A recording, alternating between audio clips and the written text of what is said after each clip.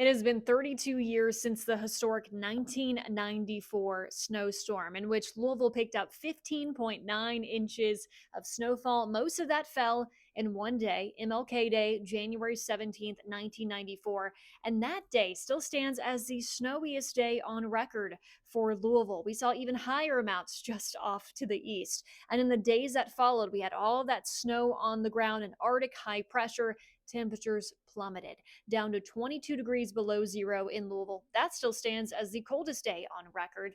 And in Shelbyville, 37 degrees below zero. That was the actual air temperature. That still stands as the coldest temperature ever recorded in Kentucky. A historic storm. Of course, a lot has changed in 32 years. Our forecasting has improved. Our communicating hazards, that has improved. And our snow removal process has really improved as well. But what do you remember from the snowstorm of 1994?